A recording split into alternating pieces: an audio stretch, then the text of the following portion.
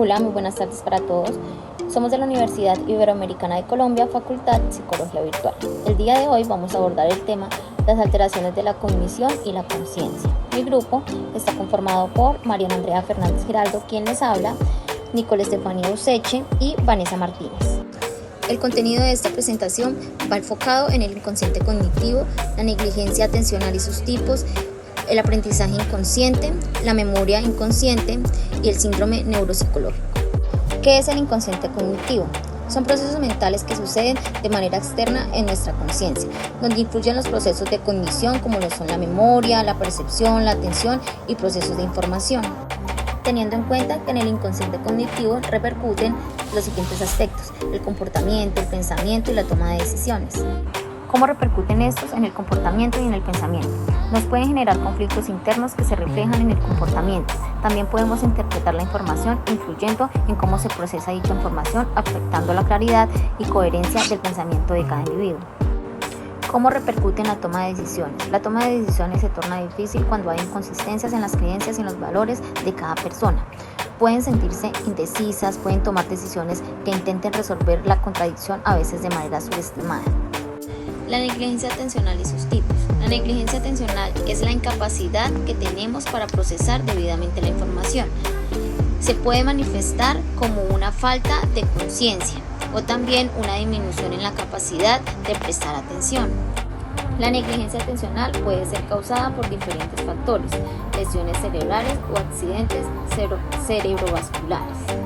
Tipos de negligencia atencional. La primera es la negligencia somatosensorial. Esta se refiere a la falta de atención en una parte específica del cuerpo. Las personas que sufren de este síndrome tienen incapacidades para percibir sensaciones, como sensaciones táctiles, dolor, temperatura, en el lado afectado. La negligencia visual se refiere a la falta de atención al lado del espacio visual. Las personas con este diagnóstico pueden tener dificultades para percibir objetos o eventos al lado afectado. La negligencia especial se refiere a la falta de atención de un lado del espacio general, ya sea visual o somatosensorial. Las personas con este diagnóstico tienden a tener dificultades para explorar y procesar la información. Hola, muy buenas noches, mi nombre es Nicole Useche y yo voy a ser quien les va a hablar acerca de los síndromes neuropsicológicos.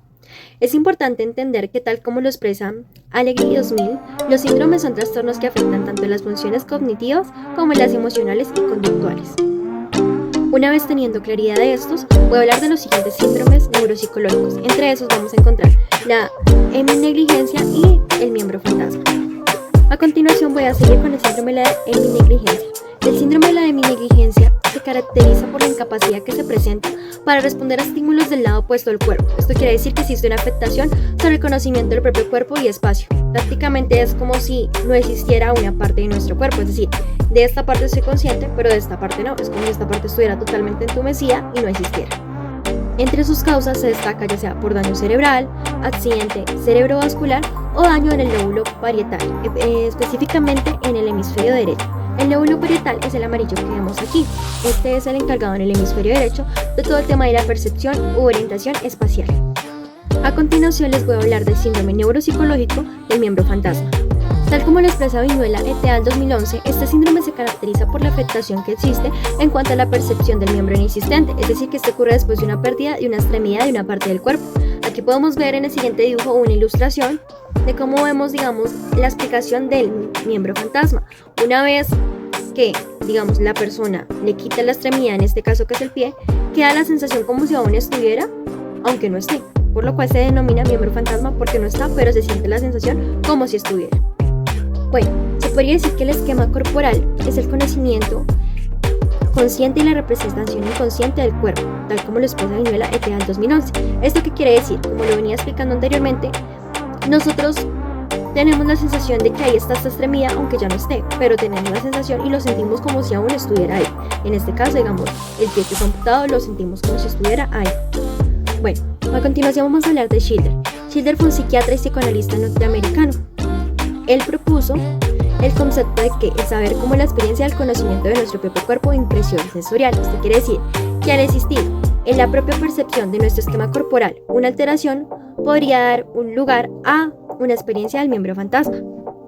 Tal como lo explica Schilder, citado por Blasco en el año 2006, la mente crea un esquema de cómo se ve nuestro cuerpo, y aunque le faltan determinadas partes de este, aún así la mente lo va a generar y va a explicar cómo y lo va a sentir como si aún estuviera ahí presente. Entre los síntomas del miembro fantasma destacan los siguientes.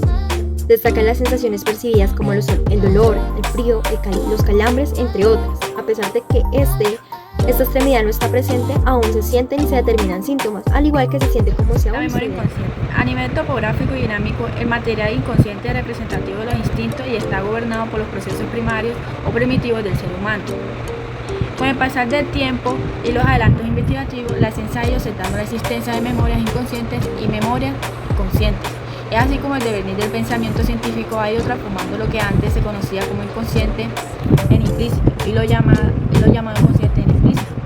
Más aún, hoy día muchos autores suelen utilizar como sinónimo los términos explícito y consciente declarativo, al igual que utilizan como sinónimos los conceptos implícitos y conscientes no declarativos.